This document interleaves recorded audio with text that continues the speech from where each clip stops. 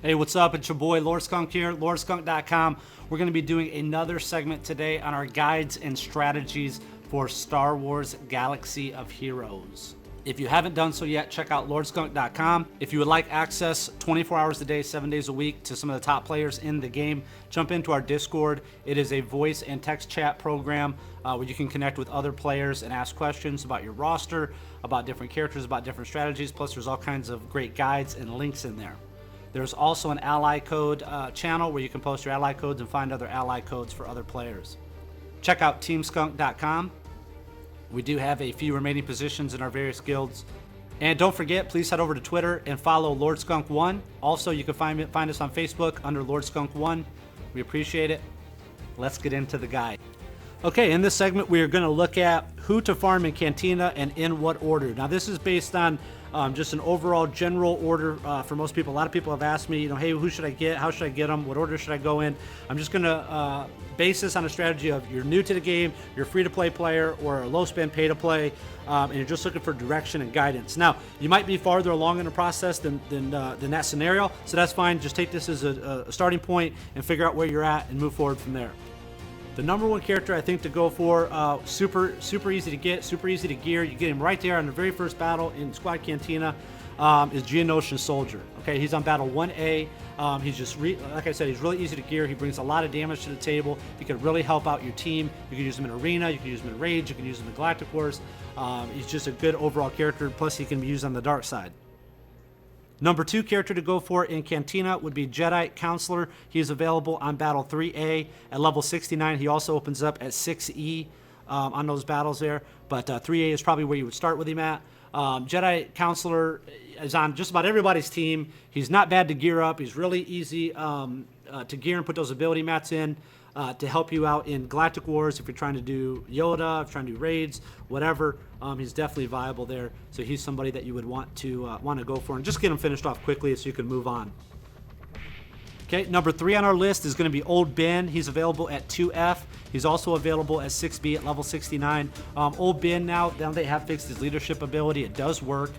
He brings a lot to the table. He is on the more expensive end to gear with 920 purples, but he brings a ton to the table later on. He is the current leader of my PvP arena team. So I have gone towards Old Ben as the leader. So he brings some great abilities there with his leadership, also with his turn meter reduction ability block, and then his ability to buff himself on his basic is pretty nice.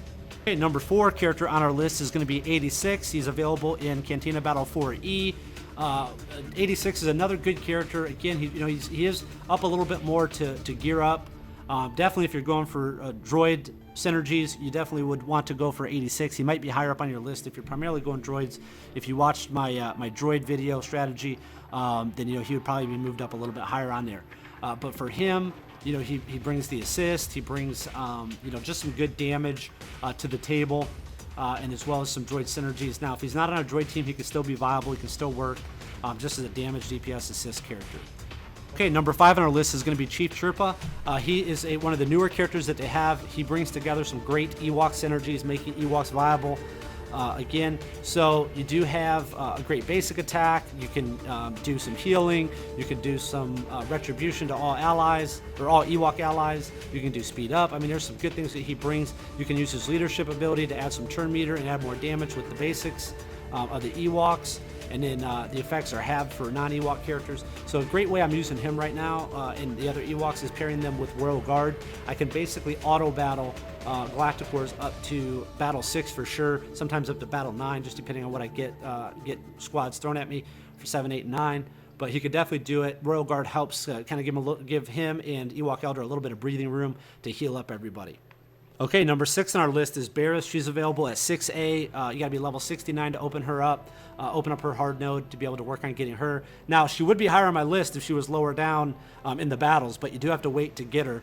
And then once you even get up there at level 69, it's still going to take you a little bit of time to get her to 7-star. So if she was lower, she was in battle 3 or 4 or 5, she would definitely be higher up on this list. But since it is going to take you some time to get her, I would focus on those characters in 1 through 5 that we talked about first. Coming at number 7, a somewhat controversial pick, I think, is going to be Count Dooku. He's available on 6G, so he's after Barriss. You do have to be level 69 to get access to his node. I think Old Ben is a better option now with what he brings to the table. But Count Dooku can still be viable. He's still going to be in one of the top higher tiers. If you're looking at character tier list, he can be, help you out in other areas of the game. So Dooku is definitely on there. And then coming in at number 8, if you already are level 77 and you would be next on your list to get Dooku, I would take Dooku off and go for Royal Guard first. Royal Guard is available on 7C. He's just a great character to the game. As you can see, it does cost a lot to gear him up, but he does bring a lot to it. Now there's some new tanks that came out, and there's some new synergies that have came out that kind of offset Royal Guard. He was very strong for quite a while, but now he's fallen a little bit down on the tier list, but still a great character overall to get. I think he's great for your team. He's somebody I would definitely go for. So if you are at level 77, you can't get Royal Guard, definitely get him. All right, coming in at number 9 is going to be Jedi Knight Anakin. Now, a lot of good things have been said about Anakin as more people are now starting to be able to 7-star him. He is available in Cantina. You do have to be level 77 to be able to get Anakin. He is available on 7G, Battle 7G, so the very last battle of Cantina is where he'll be available. Now, getting him to 7-star, a lot of people said good things about him. He is very expensive to gear up compared to some of the other characters, more like a... going to be more towards the top tier at 995 purples. Keep in mind Qui-Gon Jinn is in the 300s and GS is in the 300s. So he's 3 times more purples to gear up from 0 to 80 than those characters. But he does bring some good stuff. And a lot of people are replacing Qui-Gon on their team with Anakin. He brings some good stuff, some good synergies to the table. So as more people continue to unlock him and use him, we'll find out more things about Anakin as we go. But definitely has a place on our team. He would be higher up on this list again, like Royal Guard though. He is in Barris. He is. You have to be higher level to get him, so you can't start getting him early. But that's what puts him at number 9 on our list. Okay, rounding out our list, coming in at number 10 is I'm a Gundai, I'm a Gundee, whatever you prefer to call him. He is available on Battle 7E. You do have to be level 77 to get him. He's 2 battles before Anakin. But he's definitely, a potential character. As we start to see more people 7-star him, we'll see how he performs. But I think he definitely deserves a spot on the top 10 list. Is the fact that really, to hard farm him on hard nodes battles would be very difficult to 7-star him. So now that they open him up to be able to get him here, it's a nice aspect. We can start testing him out more. So that completes our top 10 list of characters to farm in Squad Cantina battles. Again, I'll just recap. Number 1, Geonosis Soldier. Number 2, Jedi Counselor. Number 3, Old Ben. Number 4, IG-86.